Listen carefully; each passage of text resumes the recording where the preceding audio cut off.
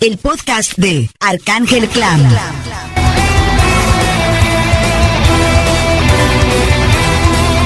Unos minutos con el explicador.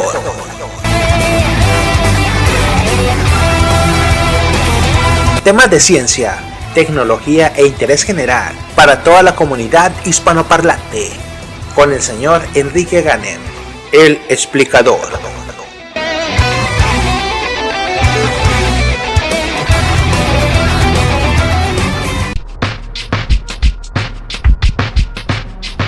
Jack el Destripador y los asesinos seriales. Es un tema un tanto oscuro, pero es un tema científico.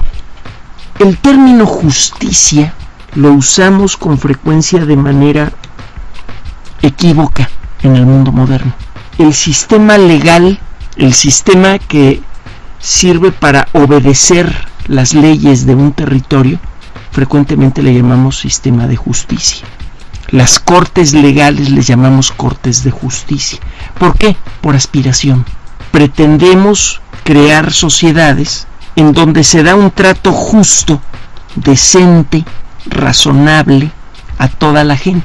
Si alguien comete un crimen, pues esa persona debe ser castigada en proporción al tamaño de su crimen, en proporción a la intención con el que lo cometió, etcétera, etcétera. En la realidad, la sociedad frecuentemente considera crimen a cosas que no lo son. Nada más hay que pensar, por ejemplo, en lo que sucedía con casos como el de Oscar Wilde, que fue a parar a la cárcel porque el señor era homosexual y era algo más que ilegal ser homosexual en la época en la que este hombre fue descubierto. El resultado fue que pasó un tiempo en una cárcel bastante desagradable, algo que sirvió para crear un documento literario que luego fue muy apreciado. Y ahora en la actualidad lo que se consideraba ilegal, ya en un país razonablemente despierto, no se le conceden 5 minutos de atención. El decir que la Tierra se mueve alrededor del Sol es otro caso. Cuando hablamos de sistemas de justicia es necesario tener en mente que con frecuencia utilizamos nuestra apreciación de lo que es natural o antinatural para decidir cuándo se está cometiendo un crimen. Por ejemplo, el atentar contra las bases del Estado, al decir que la religión que diga que la Tierra está en el centro del sistema solar y no gira alrededor del Sol está equivocada, es un asunto que obviamente no debería considerarse indecente, pero que fue considerado indecente por mucho tiempo. Era ofensivo para la sociedad, era peligroso para la estructura del Estado, pero era una simple verdad. Frecuentemente, un sistema de justicia que quiera aspirar a tener ese nombre, tiene que acudir a la ciencia para preguntar, oye, ¿esta apreciación es justa o no? En la actualidad se han establecido leyes para la cuestión del cambio climático y siguen existiendo motivos importantes para sugerir que el cambio climático es un fenómeno normal, cuando menos en muy buena parte. ¿Que es probable que estemos alterando nosotros el clima con nuestras actividades? Sí, es probable. Que mucho del cambio climático que estamos experimentando en la actualidad no es culpa de la civilización humana, también es cierto. Que no hemos podido medir en qué proporción el ser humano está alterando el clima y en qué proporción cualquier cambio que estamos viendo es consecuencia de un fenómeno natural, eso también es cierto. Y aún así ya existen leyes sobre cuestiones de cambio climático que, bueno, probablemente no merecen recibir el término justas, leyes de justicia, por lo que le estoy expresando. Esa es una de las reflexiones que me vienen a la cabeza cuando se habla de ciencia y justicia. Para hacer un sistema justo, frecuentemente creamos la figura del delito y declaramos que una persona está cometiendo un delito cuando incurre en tal o cual comportamiento. Ese comportamiento puede implicar desde costumbres personales, etcétera, etcétera, cuestiones de sexo, cuestiones de estilo de vida, etcétera, etcétera, hasta cuestiones del tipo de comida que uno come. Hay países en el mundo en donde cierto tipo de alimentos son considerados pecaminosos y es una falta comerlos. Si hay un elemento que puede refrescar nuestra perspectiva de qué es justo, es la ciencia. Nos puede decir qué tan cierto es que una actividad que consideramos desagradable resulta ser simplemente algo que debería ser considerado en el peor de los casos de mal gusto y ya, pero que no podría ser considerado como un delito. Eso por una parte. ¿Quiere hacer usted un sistema justo?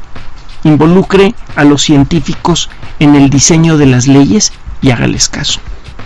Y sabe que busque no solamente a los que le van a reforzar lo que usted quiere oír. Hay muchos científicos que están convencidos del cambio climático antropogénico. Busque también a los que no están convencidos y tome consejo de ambos. Escuche los argumentos de ambos. Por otro lado, la ciencia tiene otro papel en los sistemas de justicia. Una vez establecido un sistema legal, necesita uno establecer la autoría de ciertos hechos para poder señalar a un culpable. El caso de los asesinos seriales, personas enloquecidas que han matado a 5 o 10 personas, 50 o más. Jack el Destripador fue responsable por pocos crímenes realmente, sobre todo si los compara con los crímenes cometidos por asesinos seriales del siglo XX, que hubo algunos casos verdaderamente espeluznantes. Una persona mató a varias docenas de sus semejantes a lo largo de años y solo pudo ser capturado por pequeños errores cometidos por esa persona que fueron explotados gracias a técnicas científicas. Desde las huellas dactilares hasta el ADN, la huella de ADN, la ciencia está involucrada hasta el cuello en los sistemas legales. Y cuando no se le involucra bien, suceden casos como el del señor O.J. Simpson. Había evidencia que parecía indiscutible que señalaba a este señor como el asesino de 2 personas, incluyendo su ex esposa. Sin embargo, por la forma en la que fueron tomadas las muestras de ADN, se abría la posibilidad de que la policía hubiera sembrado esas muestras. El ADN del señor Simpson estaba en el lugar de los hechos, claramente asociada con los cuerpos de las personas asesinadas, pero no había forma de demostrar que ese ADN no había llegado porque la policía había sembrado la evidencia. Y los abogados tuvieron la inteligencia suficiente para crear la suficiente ambigüedad durante el juicio como para hacerle creer al jurado que sí existía la posibilidad de que alguien tuviera motivo para sembrarle evidencia al señor Simpson, y tuvieron que dejarlo ir. Cualquier sistema de justicia que merezca ese nombre solamente puede condenar a la cárcel o a alguna pena de cualquier tipo a una persona cuya culpabilidad ha sido demostrada más allá de toda duda. Y el qué significa demostrar una culpabilidad más allá de toda duda es algo que frecuentemente solo lo puede decir un científico. País sin ciencia, país que no es justo, que no puede ser justo.